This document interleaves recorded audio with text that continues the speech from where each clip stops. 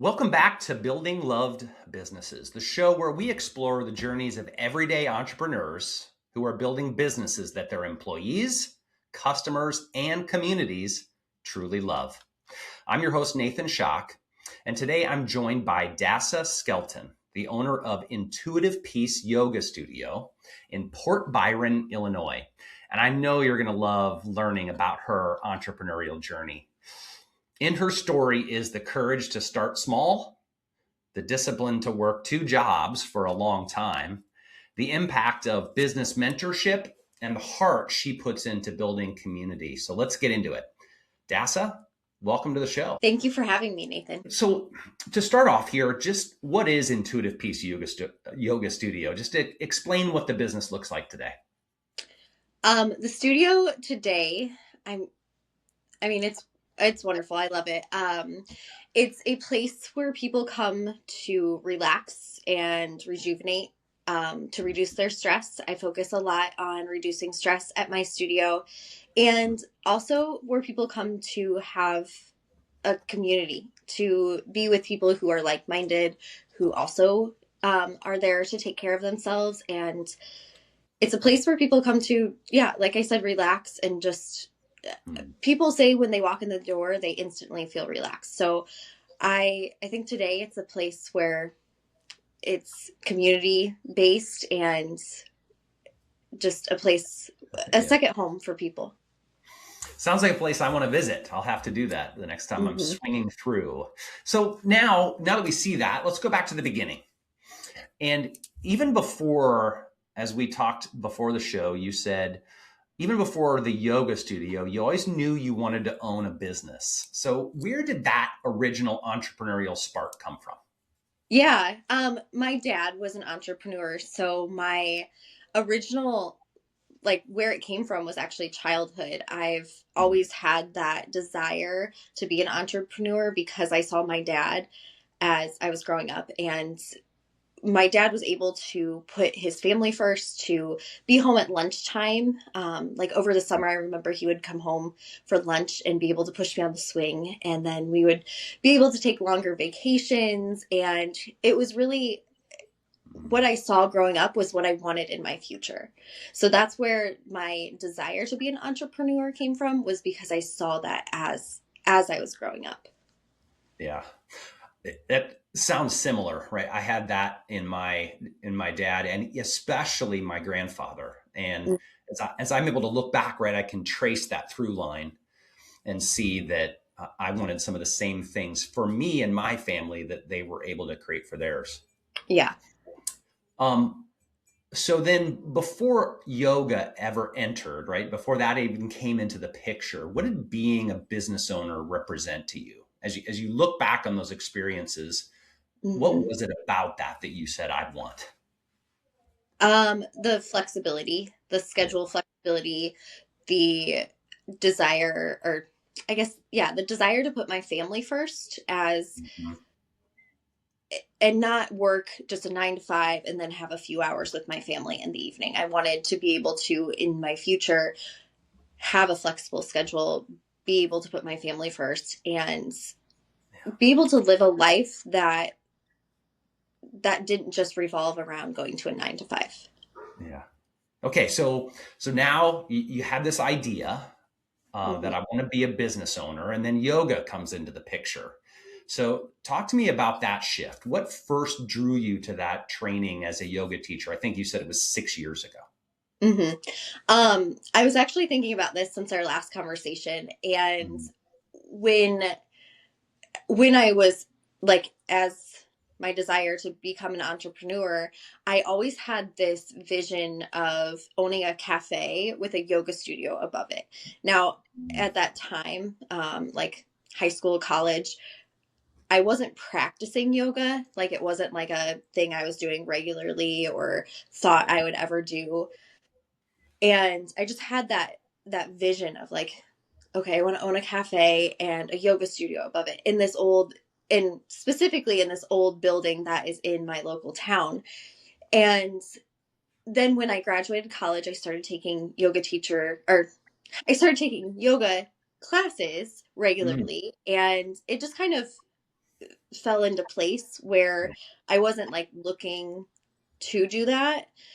And as I started to take yoga classes regularly, I decided to sign up for training to become a yoga teacher. And it wasn't until later, really, that I remembered that that was like one of my, I guess, like ideas or Yeah. dreams I had from Yeah. years ago, that I wanted to be a yoga instructor.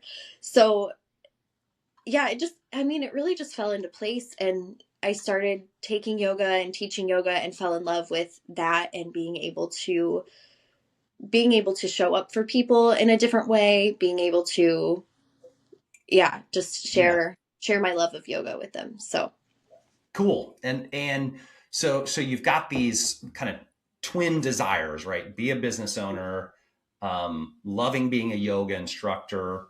At what point did you realize, right, like those two could merge and be something that you would actually build a business around? yeah, I think I really just I went for it. I don't think there was like a time I was like, this is going to work. I Yeah. decided just to start teaching. I was teaching at a local studio in Davenport, and I taught there for a few years. But while I was doing that, maybe a year in, I started to go more out on my own and teach some more classes like locally, or like I started collaborating with a winery and like local places in Port Byron. So I just had that desire to go out on my own and do that. And once I did, I realized that I could do that more. And there was a way that I could possibly be an entrepreneur with yoga. When I really, I think when I really thought, like when I was like, okay, I'm going to do this, Yeah. was like when I was in my local community and Yeah. there was a need and people enjoyed it in my local community. Right. So I yeah. Yeah, that's so often the spark, right? It's like Mm, it's something you love and you connect with a customer, right? Like, yeah. okay, people actually have a desire and a want for this. Hmm. And you talked, it struck me, right? You said um the first space that you were in, you described as I think you said a she shed.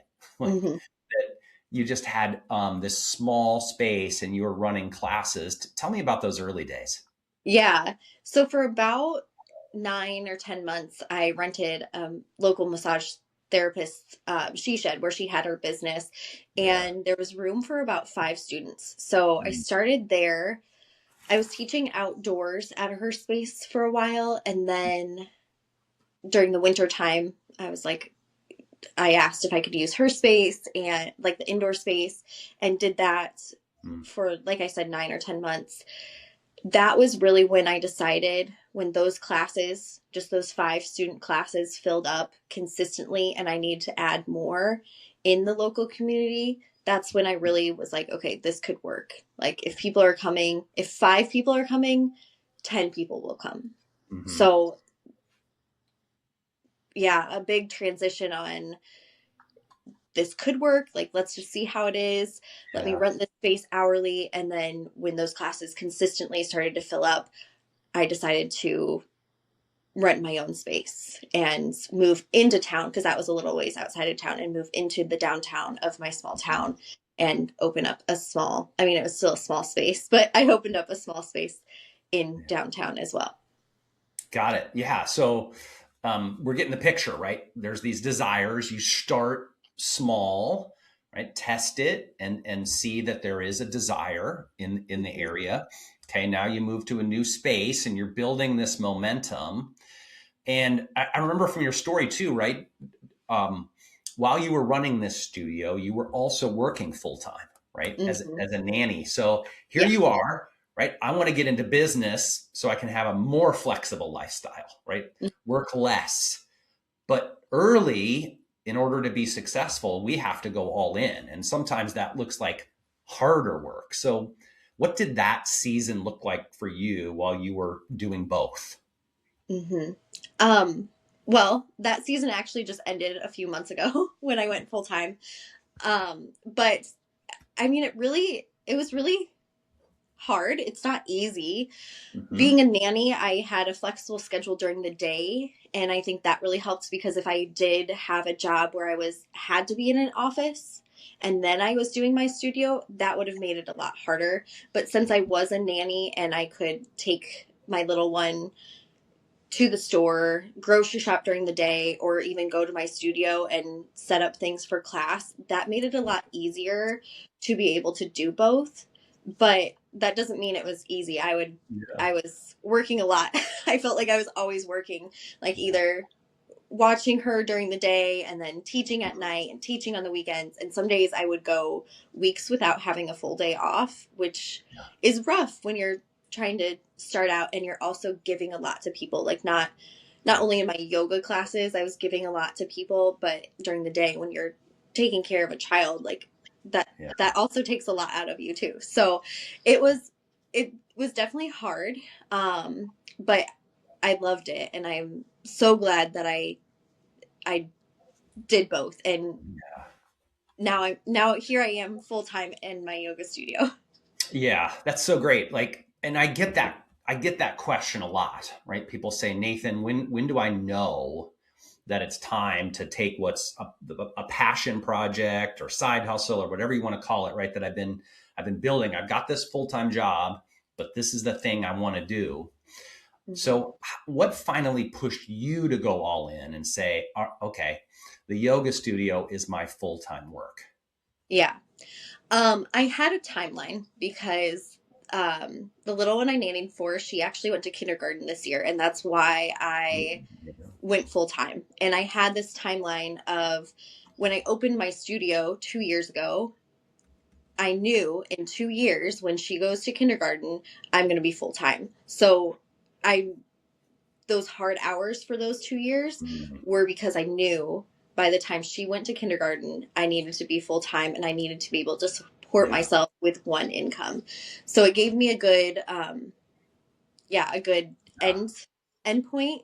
It gave me motivation to be able to work hard in those first 2 years to build up enough clientele to be able to support myself fully.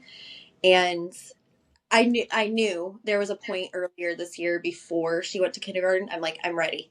Like it just kind of hit me. I'm like, I could go full time right now and be good. Obviously I had to get her to kindergarten. Like send her off on the first day of school, but Yeah. you just know. I just knew like earlier this year I was like, I'm ready. I'm ready to be full time. Yeah. And so you had this timeline. I love that. Mhm. How did you prepare yourself, both financially and emotionally, to take that big leap? Yeah.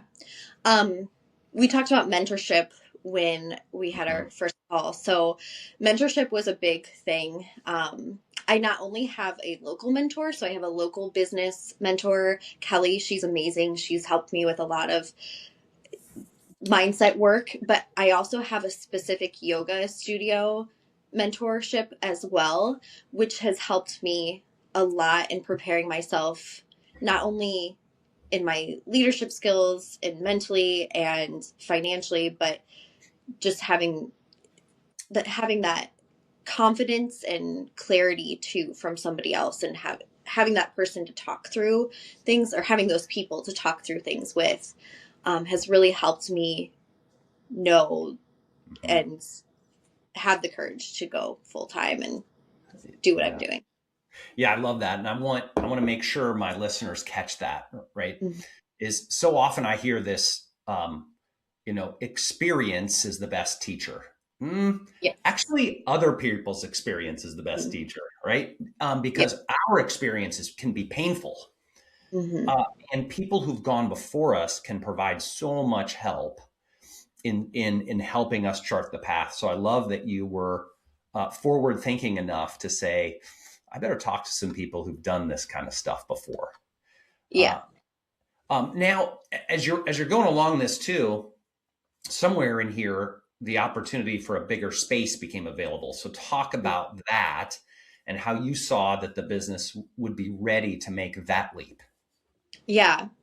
So for the first 2 years of owning the studio, I was in a small space. So I moved from that 5-person she shed to about an 8-person studio. So it was just a little bit bigger.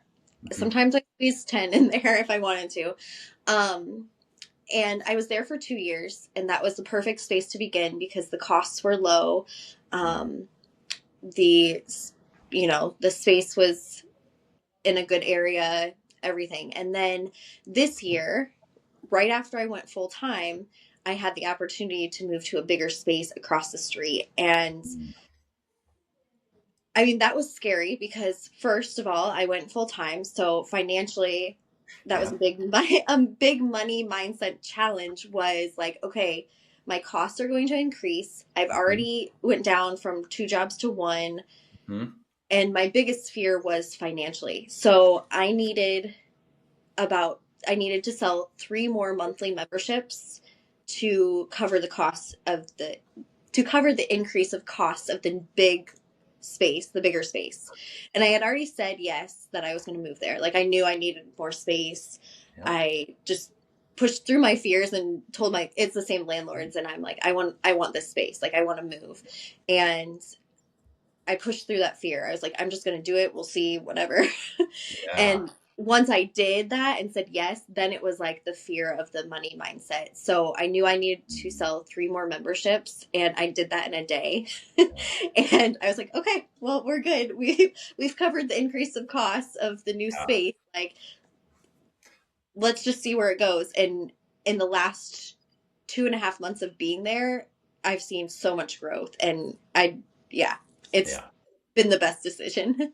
Okay, I love this. Take me back, Dasa, to that moment, right? So you've probably, you think, okay, I need to make this move. I've committed to the move, and you've got all this probably turmoil and, as you said, fear and money Yeah. mindset thing. Now you sell those 3 memberships in one day. What did Mhm. that moment mean for you? I think it, I think it meant like the feeling of feeling it's hard to explain, but feeling confident, like, Yeah. okay, I do this. I have the confidence and the ability to do this. Mm, I know that if I put in the work, this will work, and I can cover the increase of costs of the new space. I can do a lot more with the new space. Um, I think it just that moment of that day when I sold those 3 memberships, it was like a peace, like yeah. a calm that I was like, okay, Mm, instead of worrying about fear of money, like I can mm, do this. Like yeah. it's hard to explain that feeling, but just the calm and the peace of knowing that if I work hard, this will work out. Yeah. I love it. So all through this, um, Dasa, as we've been talking about your journey and the different leaps that the business has made, a lot of those come back to leaps that you made, right? And as your space grew, you had to grow as a leader and an entrepreneur. Mm-hmm. How have you accomplished that? How have you done that? How have you specifically grown over the last few years? Yeah. Um, I've grown in a lot of ways. I think I could make a whole list of ways that I've grown in the last few years of owning a business. The biggest thing is my confidence, just showing up as who I am and showing up consistently. I think being consistent has really been something that has helped me grow. And yeah, the biggest ways I've grown is my confidence and my money mindset, working through fear of like feeling rejected or judged. Um, yeah, working through those things and just coming out with more confidence, with more like for sure that this is what I want to do. I'm Yeah. having time explaining that like No. feeling of just like okay, like Yeah. I'm confident I can do this. I'm for sure about this. Yeah. And what have been, Dasa, what have been the hardest mindset challenges for you as a business owner? You mentioned the money mindset, right? Yeah. How did you get put how did you push through that limitation? That one, a lot with my mentors Mm, that yeah. they have me a lot with the money mindset. And also just having the faith of Mm, this will work out and I'll be able to pay my bills instead of the fear and the worry. And because if I have that constant fear and worry in my head that mhm, I'm worried that I'm going to not be able to buy the groceries I want or whatever, I'm not going to be able to buy the groceries I want. And mindset, changing your mindset to have a more positive outlook yeah. has helped change everything. And it's not that I'm actually worried about the type of groceries or the your Yeah. grocery bills, but the it's the fear, Yeah. and the fear is holding you back in a way that Hmm. once you shift that mindset to a more positive outlook and you're going to be able to afford everything and pay all your bills and go on the vacations you want, you will be able to. And it's just that, yeah, getting rid of that fear, trying to Hmm. get rid of it, work through Yes. it. Yeah. Right. As entrepreneurs, we have to choose faith over fear, right? Hmm. Is what I Yeah. hear you saying. Yeah. So, where does that faith come from? Where does that belief in yourself and in this come from? I It comes from a lot of places. Like I've mentioned, my mentors. Yeah. It also comes from my community at my studio because they have faith in me. They're there every day. Yeah. They're there every week. They have faith in what I'm doing, and the feedback that I get from them, Mm, that I get from the students that come to my classes, gives me faith yeah. over fear. And I actually have in my desk here note cards of what people have written down, the benefits they have received from classes, and I will read those when I have those days of fear because it gives me faith and it keeps me moving forward when I know the benefits that my students are receiving from the classes. Um, and my family is very supportive. Like I said, Mm, my dad's an entrepreneur, so he's very supportive in the yeah. entrepreneur space, and just having that faith, the like backing from your family that, yeah, that Yeah. that Dasa, one of the things you just talked about is what I call the rainy day file, right? In the business leaders I work with, the ones I coach, I tell them, okay, take those note cards, take those good Google reviews, take the email testimonials and put them in a file. And if you come to those tough days, because entrepreneurs are always going to have them, right? There's yeah, always going to be tough days. Just pull it out and remind yourself why you do what you do. Remind yourself of the impact you're having. And that can give you the push to get through those tough days. yes, yeah, So I it love your rainy day file. mm-hmm. But what you mentioned your family too. What does your dad? What does your dad think of your business? He must be proud. Yeah, he is. um yeah, he asks me about it, Mm, every time I see him, just about, and how's the studio, and I'll tell him, and it's a whole different world from what he's in because I do a yeah. lot more like online marketing and stuff like that. And so I was sharing a landing page on my website, and he never had a website in his entrepreneur journey. So it's like it's a whole different world for him, but he was reading through it and he's like, "Oh, this looks good," and asks me questions about it, and yeah, he's proud. Um yeah, and I'm glad he's proud, and I'm glad he has faith in me to do it, and yeah, it's just yeah. Fun. So now let's talk about Dasa. Where do you want to take this from here? Right? What do you want for the future of Intuitive Peace Yoga Studio? Yeah. I've this year has been, I've had a lot of changes this year, and it's one of the, I mean, not just in my studio, but in my personal life. And I was having a hard time envisioning where I wanted to go in the future. Mm. But lately, I've actually been having more like creativeness in where I want to go. And I really want to, I mean, I have focused a lot on the community aspects of my studio, but I really want to grow those aspects of my studio. So this year we've had a few book clubs, a few members dinners, and where the members get together and we go out to dinner together. I do like member walks where we walk before or after a class.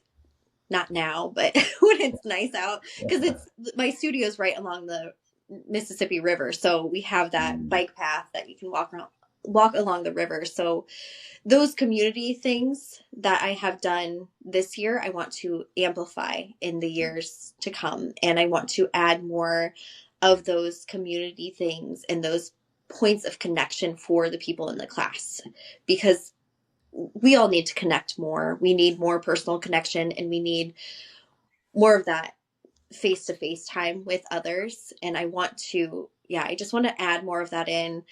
I also want to obviously grow in the amount of people that are coming. Since I did move to a bigger space, I want to continue to grow the community at the studio. But Mm. in 2026, my goal definitely is to grow more of the connection points of the studio. So Yeah. not even just like those big things like going out to dinner together, but little things in the studio where my students can connect with each other. Yeah. Cool. Um, More community, more Mhm. aspects of it, and a bigger impact. I love it. Yeah. Um, but now let's dare to dream for a minute. Let's look way ahead. What do you see Mhm. way out into the future for you and the studio? Ooh, okay. um, I don't, I mean, I I have this vision in my mind, and sometimes it's hard to put into like onto paper or into words, but I envision it growing. Hmm. And in the future, I do want to bring on, I teach all the classes myself right now, and I do all of the work myself. I would like to bring on a couple of teachers just so as the community grows, I can add more classes without burning out myself, because I'm kind of maxed out in the number of classes I teach a week. But I would love to grow, add employees, add independent contractors, and be more involved in the community as a business as well. I see in the future, I really want to be more involved, like in the local community, and grow. Just Yeah. it's hard to explain the vision in my head, but yeah, just community based, um, being more involved, like in the schools and the local schools and things, and collabing with more local businesses as well. Yeah. So is that where you see you bring on other instructors, right? Hmm. So you can do more than just teach, right? More so you can Yeah. actually focus on building the business. And Hmm. it sounds like there's some other things there that you love. So what's the next step that you have to take in order to get to that? Work harder. um, uh, Yeah. um, really, I think the next step I need to take is continuing to work through those personal roadblocks that I'm hitting, Mm. that I can tell it's like a personal thing that I'm hitting a wall against Yep. to continue to grow my business versus like where the business is actually going. So, back to that money mindset, like looking at my financial Mm. things weekly, monthly, being more on top of my profit and loss, and then being more proactive Yeah. in all those back end business things, because that's where I feel like I'm getting stuck, is the back end of business, because I'm like, yeah, there's something there I'm still working through, where it's like I'm getting stuck and hitting a wall of Mm. really looking at the back end of the business stuff. Because I can be front end in my business, showing up, doing all that. But the little things, I think it's that money mindset that's coming back, is like really looking at the nitty gritty things that kind of hold you back. So yeah, I know exactly what you're talking about, right? Mhm. Because again, a lot of the people I work with, um, when they need to improve their business, they have two options, right? Put their head down and work harder in the thing that the business does, right? Mhm. Or do the hard work of assessing the business, Yep. doing, right? Actually working on the business instead of in the business. Yep. And most will just dive right into the business Mhm. because it feels comfortable and easy, right? Yeah. So Yeah. uh, It's working on the business that where I'm kind of hitting that roadblock. So that's the next growth point. yeah. Well, here's my word of encouragement to you is, um, don't measure yourself by the gap as you look forward. Measure yourself by the gain as you look backward. Look how Okay. far you've come. Look how many steps you've taken. And that will give you the faith to overcome the fear to take that next step. Mhm. Yeah, I love that. Okay. Well, Dasa, I think that's a great place to wrap this up. Thanks so much for sharing your story. I love um, some of the things we've talked through here today about understanding when is the time to make leaps, right? To Hmm. give yourself a timeline, um, to make decisions and commit, and then know that you have to do the hard work uh, to show up in the business, but also work on the business. So um, I think everyone's going to really enjoy this story and this learning from your journey. Yeah. Well, thank you for having me on. Yeah.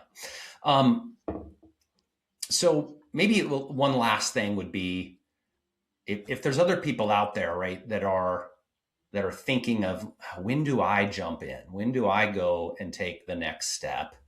If you're looking back a few years, what would you tell yourself and what would you share with them? I would say do it scared. Yeah.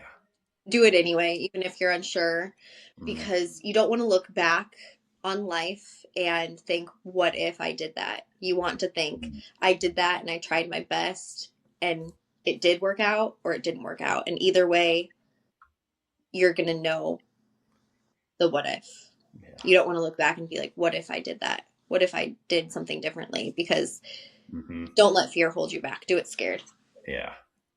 Now that's something I think people will take away from here for sure. So as we wrap up, I know people are going to want to connect with you. So where can listeners find you online or follow the studio? Yeah. I'm on Facebook and Instagram at Intuitive Peace Yoga Studio. And then my website is intuitivepeaceyoga.com. So I'm there. I'm on Instagram a lot, which then goes to Facebook. So both of those, but stories, reels, all of that good stuff. So yeah, I'd love to connect with everyone. Great. Well, Dasa, thanks for being here and sharing your story. Uh, and for listeners, thank you for joining us on Building Loved Businesses. If you enjoyed today's episode as much as I did, would you share it with someone, another entrepreneur who could use this encouragement, who could use this inspiration, who could use the push to do it scared? It would mean a lot to me. And be sure to subscribe on all of your favorite streaming platforms so that you never miss an episode of Building Loved Businesses. I'm Nathan Schock. See you next time.